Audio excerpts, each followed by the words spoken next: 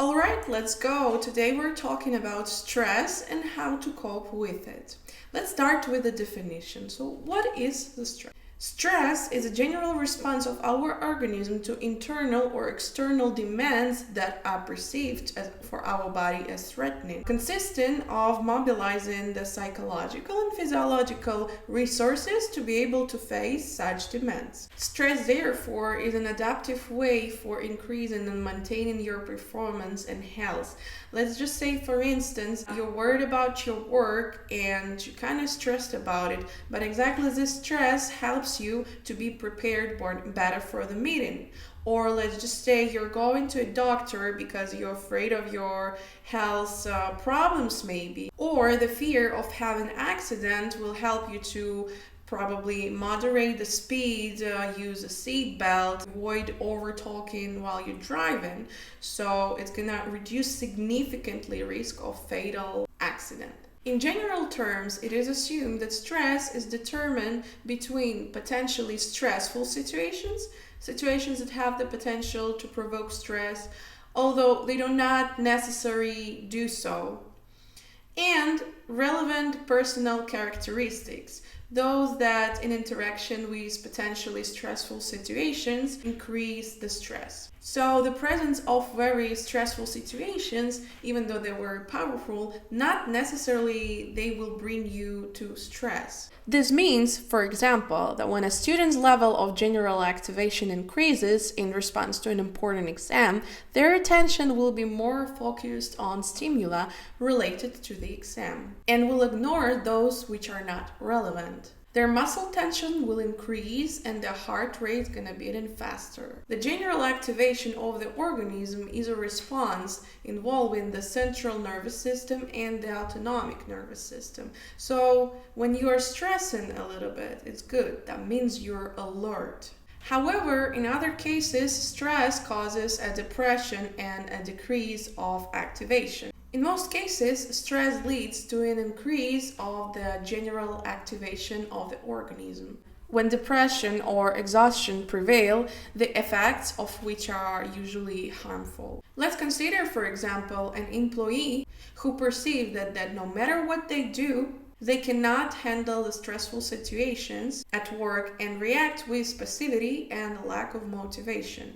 This employee would like to manage the situations effectively, but despite their efforts has come to the conclusion that they lack the necessary resources to do so, learn helplessness.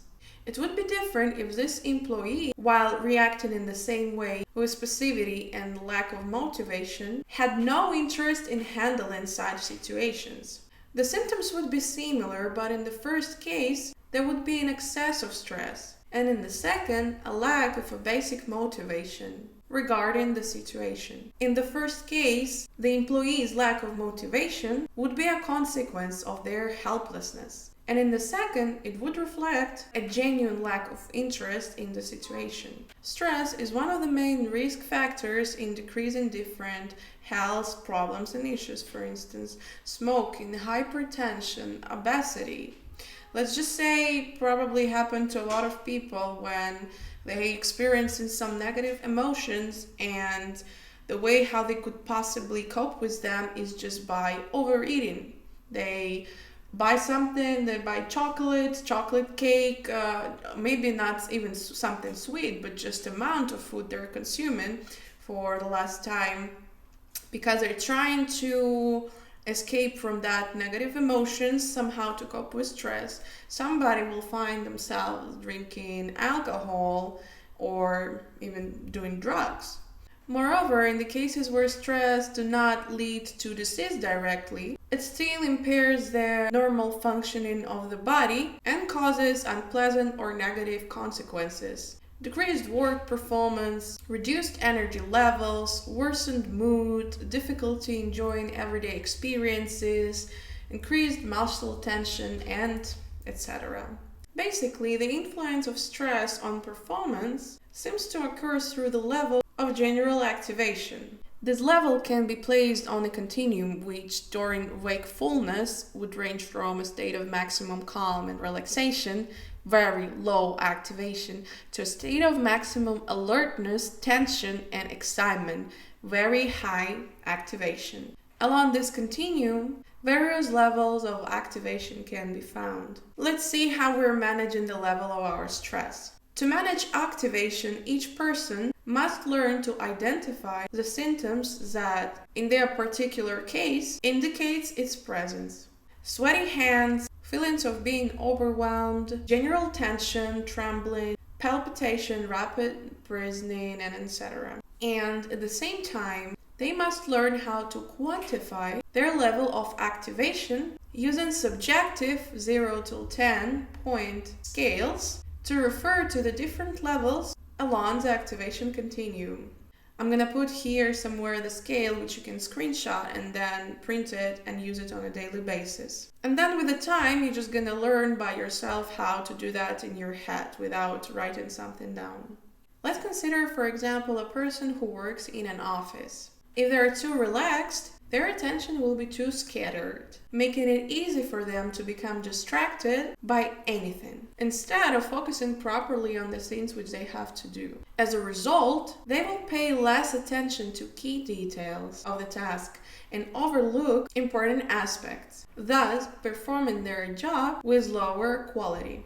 On the opposite end, if they're too activated, it's going to be harder for them to control themselves, to control all the significant details, as their attention focus will have narrowed too much. And additionally, they will likely be partly preoccupied with the symptoms of overactivation. Under these conditions, it's likely that important details will be missed. For example, they might take some impulsive decisions, miscalculate some mathematical operations, write poorly, or finish the task any way they can.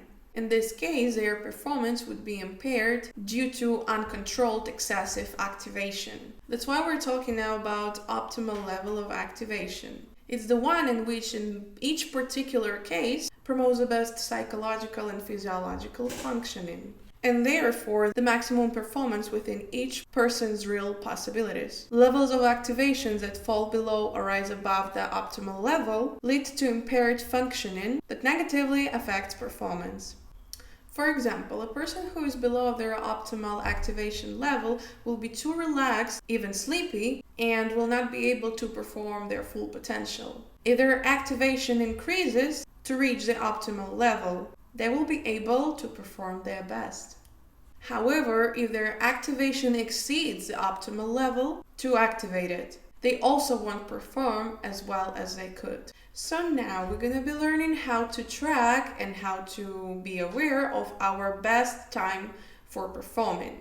And obviously it's going to depend not only on time of the day, it also would be depending on the activity, the type of activity we're making. So here I'm going to attach the example of registration sheet for learning to identify the optimal activation.